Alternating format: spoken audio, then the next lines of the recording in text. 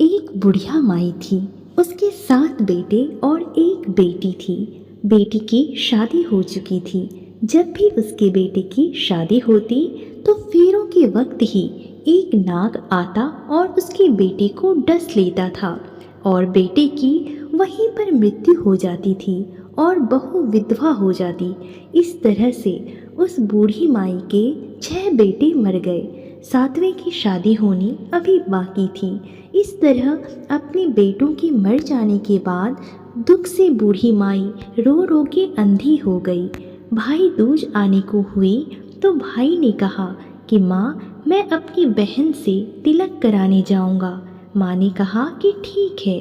उधर जब बहन को पता चला कि उसका भाई आ रहा है तो वह खुशी से पागल होकर पड़ोसन के घर गई और पूछने लगी कि जब बहुत प्यारा भाई घर आए तो क्या बनाना चाहिए। पड़ोसन उसकी खुशी को देखकर जल भुन गई और जलन से उसने कह दिया कि जा दूध से रसोई लीप लेना और घी में चावल पका लेना। बहन ने ऐसा ही किया। उधर जब उसका भाई अपनी बहन के घर आ रहा था तो रास्ते में उसे एक सांप मिला। जब सांप उसे डसने को हुआ तब उसका भाई बोला कि तुम मुझे क्यों डस रहे हो। इस पर सांप ने जवाब देते हुए कहा कि मैं तुम्हारा काल हूँ और मुझे तुमको डसना है। भाई बोला, देखो मेरी बहन मेरा इंतज़ार कर रही है। जब मैं तिलक करा के उसके घर से वापस लौटूंगा तब तुम मुझे डस लेना। उसकी बात सुनकर सांप ने कहा, भला कौन अपनी मौत के लिए वापस लौट कर आया है जो तुम आओगे।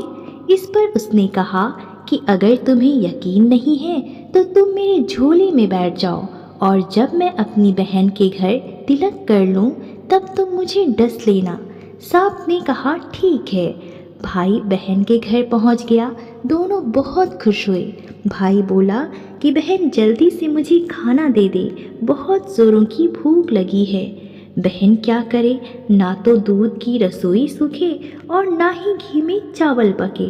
भाई ने पूछा, बहन इतनी देर क्यों लग रही है, तू क्या पका रही है। तब बहन ने बताया कि मेरी पड़ोसन ने ऐसा ऐसा करने को कहा है।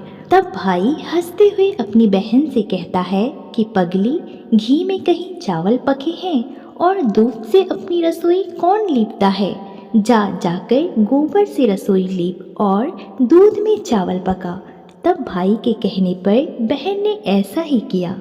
खाना खा के भाई को बहुत जोर की नींद आने लगी।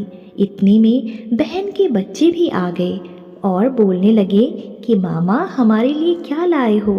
तब भाई बोलता है कि मैं तो कुछ नहीं लाया। बच्चों ने वह झोला ले लिया जिसमें सांप था। जैसे ही उसे खोला उसमें से हीरे का हार निकल आया। बहन ने कहा, भैया तूने बताया नहीं कि तूने मेरे लिए इतना सुंदर हार लाया है। भाई बोला, बहना तुझे पसंद है तो तू ले ले, मुझे हार का क्या करना है। अगले दिन भाई बोला, अब मुझे जाना होगा, मेरे लिए खाना रख दे। बहन ने उसके लिए लड्डू बनाकर एक डब्बे में रख दिए। भाई कुछ दूर जाकर थक हार कर एक पेड़ के नीचे सो गया। उधर बहन के जब बच्चों को भूख लगी तो उन्होंने माँ से कहा कि माँ हमें खाना दे दो। माँ ने कहा कि खाना बनने में अभी देर है। तो बच्चे जिद करने लगे कि मामा को जो लड्डू दिया था वही दे दो। तो वो बोली कि लड्डू बनाने के लिए बाजरा पीसा था, वही बचा पड़ा है चक्की में, जाकर खा लो। बच्चों ने देखा कि चक्की में तो सांप की हड्डियां पड़ी है। यह देखकर बच्चे घबरा गए और दौड़ते हुए अपनी माँ के पास पहुँचे।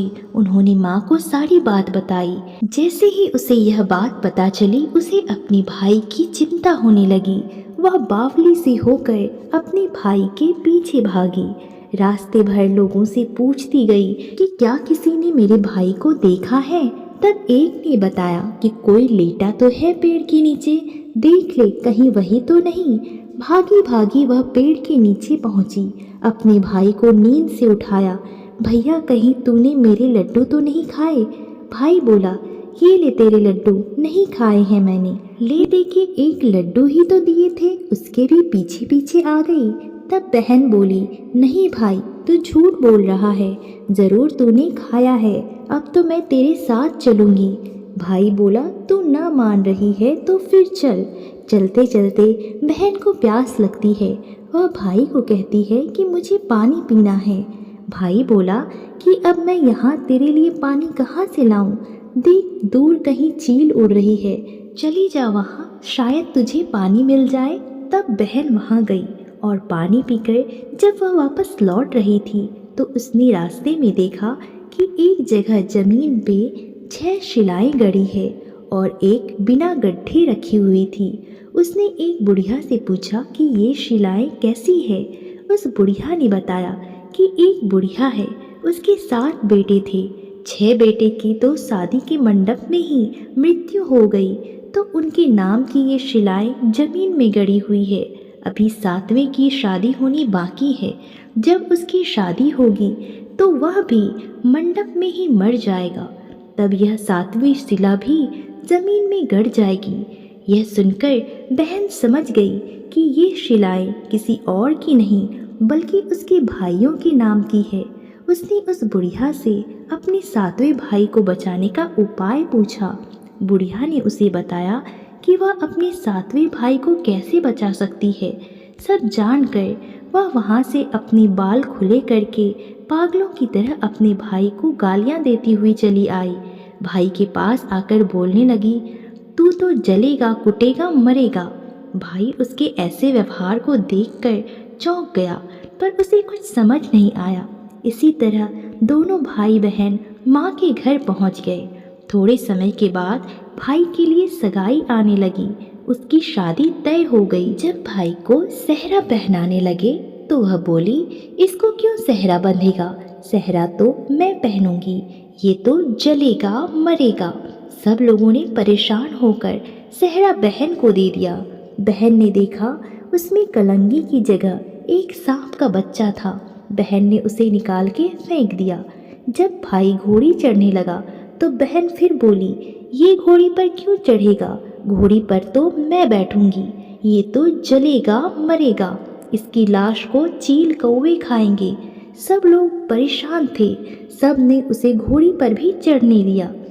जब बारात चलने को हुई तब बहन बोली, ये क्यों दरवाजे से निकलेगा? ये तो पीछे के रास्ते से जाएगा, दरवाजे से तो मैं निकलूंगी। जब वह दरवाजे के नीचे जा रही थी तो अचानक ही दरवाज़ा गिरने लगा। बहन ने एक ईंट उठाकर अपनी चुनरी में रख ली। दरवाज़ा वहीं के वहीं रुक गया। सब लोगों को यह देखकर बहुत अचंभा हुआ। रास्ते में एक जगह पर बारात रुकी तो भाई को पीपल के पेड़ के नीचे खड़ा कर दिया। बहन कहने लगी, ये क्यों छाँव में खड़ा होगा? ये तो धूप में खड़ा होगा, छाँव में तो मैं खड़ी होऊंगी। जैसे ही वह पेड़ के नीचे खड़ी हुई, पेड़ गिरने लगा। बहन ने एक पत्ता तोड़कर अपनी चुनरी में रख लिया। पेड़ वहीं के वहीं रुक गया। अब तो सबको विश्वास हो गया कि ये बावली कोई जादू टोना सीख कर आई है, जो बार बार अपने भाई की रक्षा कर रही है। ऐसा करते करते फेरों का समय आ गया। जब दुल्हन आई तो उसने दुल्हन के कान में कहा, अब तक तो मैंने तेरे पति को बचा लिया, अब तू ही अपने पति को और साथ ही अपने मरे हुए जेठों को बचा सकती है। फेरों के समय एक नाग आया। वो जैसे ही दूल्हे को डसने को हुआ, दुल्हन ने उसे एक लोटी में भर के ऊपर से प्लेट से बंद कर दिया। थोड़ी देर बाद नागिन लहर लहर करती आई। दुल्हन से बोली, तू मेरा पति छोड़ दे। दुल्हन बोली, पहले तू मेरा पति छोड़ दे। नागिन ने कहा, ठीक है, मैंने तेरा पति छोड़ा। दुल्हन, ऐसे नहीं, पहले 3 बार बोल। नागिन ने 3 बार बोला। फिर बोली कि अब मेरे पति को छोड़। दुल्हन बोली, मेरे पति से क्या होगा? हंसने बोलने के लिए जेठ भी तो होना चाहिए, एक जेठ भी छोड़। नागिन ने जेठ के भी प्राण दे दिए। फिर दुल्हन ने कहा, एक जेठ से लड़ाई हो गई तो एक और जेठ तो विदेश चला गया, तो तीसरा जेठ भी छोड़। इस तरह एक एक करके दुल्हन ने अपने 6 जेठ को जीवित करवा लिए। उधर रो रो के बुढ़िया का बुरा हाल था कि अब तो मेरा 7वां बेटा भी बाकी बेटों की तरह मर जाएगा। तब गांव वालों ने उसे बताया कि उसके साथ बेटे और बहुएं आ रही है। ऐसा सुनकर बुढ़िया बोली कि अगर यह बात सच है तो मेरी आंखों की रोशनी वापस आ जाए और मेरे सीने से दूध की धार बहने लगे। ऐसा ही हुआ। अपने सारे बहू बेटों को देखकर वह बहुत खुश हुई और बोली कि यह सब तो मेरी बावली का किया है। कहाँ है मेरी बेटी? सब बहन को ढूंढने लगे। देखा तो वह भूसे की कोठरी में सो रही थी। जब उसे पता चला कि उसका भाई सही सलामत है तो वह अपने घर को चली गई और उसके पीछे पीछे सारी लक्ष्मी भी जाने लगी। तब बुढ़िया ने कहा कि बेटी, पीछे मुड़ के देख, तू सारी लक्ष्मी ले जाएगी तो तेरे भाई भाभी क्या खाएंगे? तब बहन ने पीछे मुड़ के देखा और कहा, जो माँ ने अपने हाथों से दिया वह मेरे हाथ चल, बाद बाकी का भाई भाभी के पास रहे। इस तरह एक बहन ने अपने भाई की रक्षा की।